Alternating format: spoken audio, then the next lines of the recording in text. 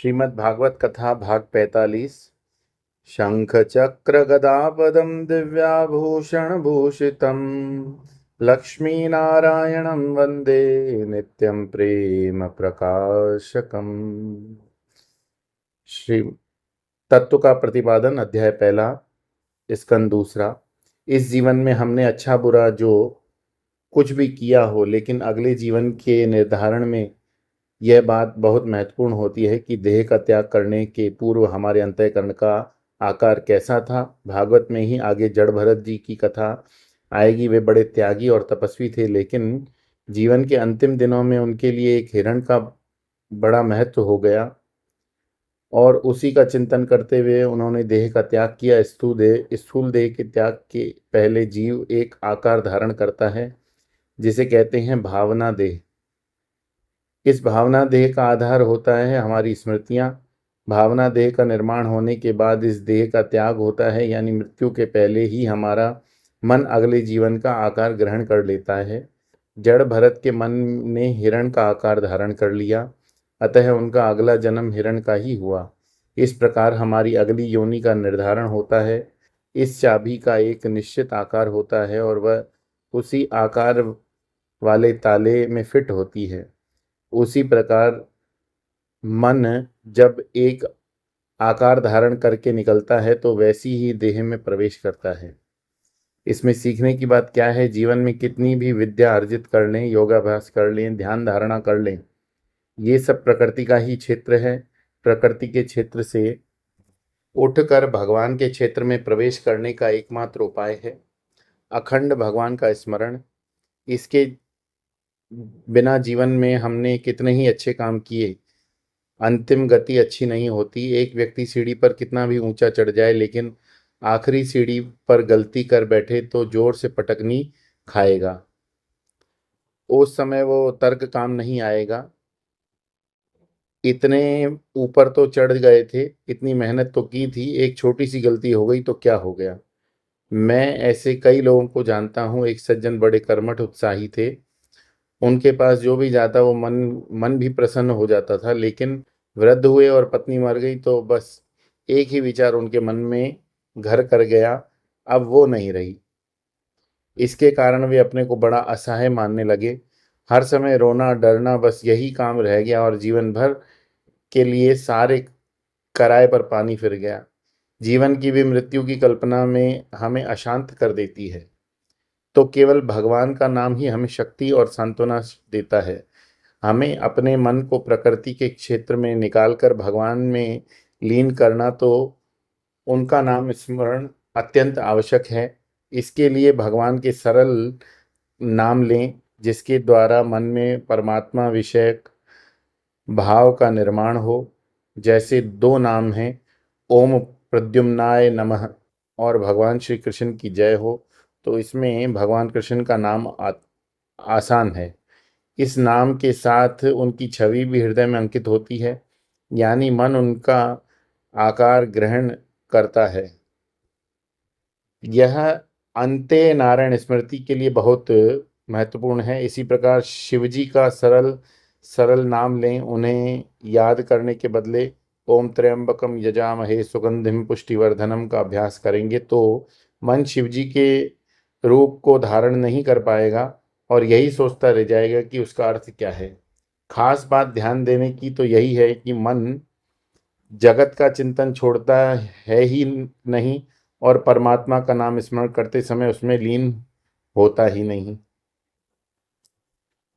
मन हमेशा किसी न किसी चिंतन करते हुए उसमें लीन होता है। हमारा संबंध अधिक विषय तक प्रकृति और उनके कार्य में होता है। जिस समय हम स्थूल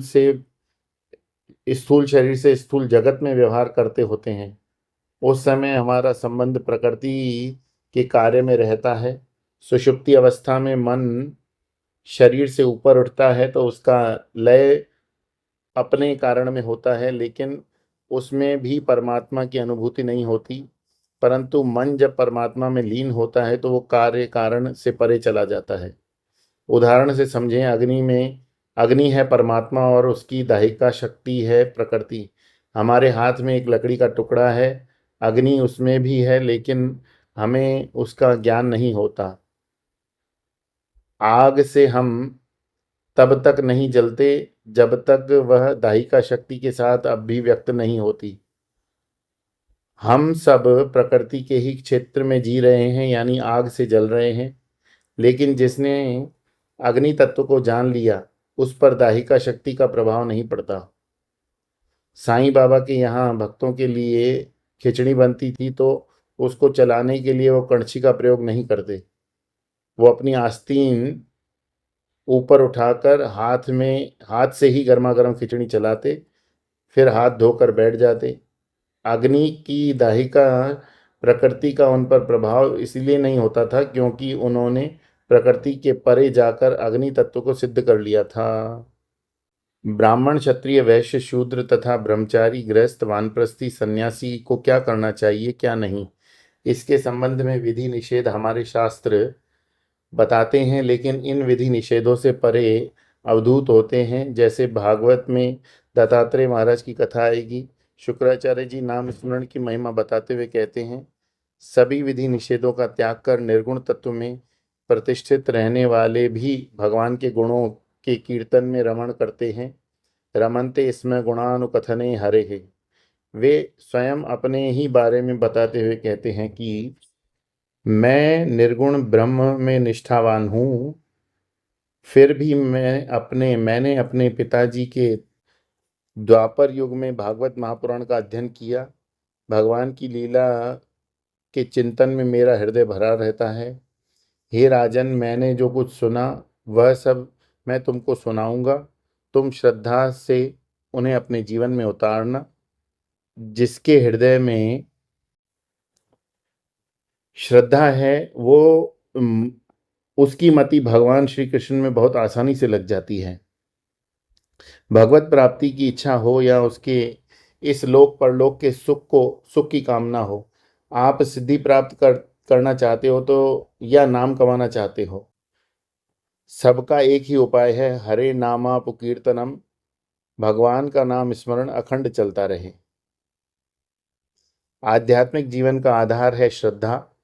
इसकी परिभाषा शंकराचार्य भगवान इस प्रकार देते हैं, शास्त्रस्य गुरुवाक्यस्य सत्य बुद्ध्यावधारणा सा श्रद्धा कथिता सद्भिः यया वस्तु उपलभ्यते। अर्थात शास्त्रों में जो लिखा है, गुरु महाराज ने जो बताया है वो सत्य है। ये समझने के लिए जो विधेयात्मक दृष्टि है उसे श्रद्धा कहते हैं। इसी श्रद्धा के बल पर ही हम भगवान को प्राप्त कर सकते हैं। हम शास्त्रों के अध्ययन किस लिए करें? भगवान का तिरस्कार करने के लिए या उन्हें प्राप्त करने के लिए? यदि भगवान को प्राप्त करना है तो पहले आवश्यकता तो इस बात की है कि हम उनके अस्तित्व को स्वीकारें। यदि यही प्रश्न बना रहेगा कि भगवान मैं भी नहीं तो भगवान हैं भी नहीं तो हम उनकी प्राप्ति के लिए प्रयत्न ही क्यों करेंगे? भगवान के अस्तित्व में दृढ़ श्रद्धा होगी, फिर उन्हें पाने के लिए हम शास्त्रों और गुरु के वचनों से निर्देश प्राप्त कर सकेंगे। यहाँ भी श्रद्धा आवश्यक है। जब तक हम किसी संत महात्मा के रूप में स्वीकार ही नहीं करेंगे, तब तक उनके कुछ सीखने का संकल्प ही मन में नहीं आता। लेकिन मन है अज्ञानी और दुरात्मा, हम भला ज्ञानी और महात्मा को परिलक्षण के द्वारा कैसे पहचान पाएंगे? हम उसके आचरण को ठीक से समझ नहीं आते, फिर भी हम उन्हें महात्मा स्वीकार करते हैं। साईं बाबा ने अपने जीवन में कभी दातुन नहीं किया। 18वीं सदी में एक संत हुई, उनका नाम था बाबा जान। वे ईरान के राजा की लड़की थी, 130 साल तक जिंदा रही, पर अपने जीवन में नहाई नहीं। ऐसी बातें देख सुनकर लोग सोच सकते हैं कि ये कितने गंदे लोग होंगे, लेकिन जिनके मन में भगवान, साधु संतों के प्रति श्रद्धा है, वे उन्हें स्वीकार कर सकते हैं। हम इस जगत में वही देखते हैं जो हमने देखने का निश्चय कर रखा है। हमने इस जगत को बुराई देखने का निश्चय कर रखा है तो हमें बुराई ही नजर आएगी। जगत में सभी लोग चोर नहीं दिखाई देंगे। अज्ञात के क्षेत्र में स्वीकृति की शक्ति को श्रद्धा कहते हैं। श्रद्धा जिसके हृदय में है वही परमात्मा है। अज्ञान को ज्ञान के रूप में परिणित कर सकता है। बंबई में एक बड़े संत महात्मा हो गए, निरसग्ग दत्त महाराज। वे कहते हैं, जब गुरु ने बताया कि तुम परब्रह्म परमात्मा हो तो उसमें विचार करने की क्या जरूरत है। वो झूठ थोड़ी बोलेंगे, आप परब्रह्म परमात्मा हो तो हो। उन्होंने बताया है तो इसकी स्वीकृति के सिवा दूसरा विकल्प हो ही नहीं सकता। इसे कहते हैं श्रद्धा, जिसके द्वारा परमात्मा की प्राप्ति होती है। बोलिए श्री कृष्ण चंद्र भगवान की जय। श्रीमद् भागवत महापुराण की जय।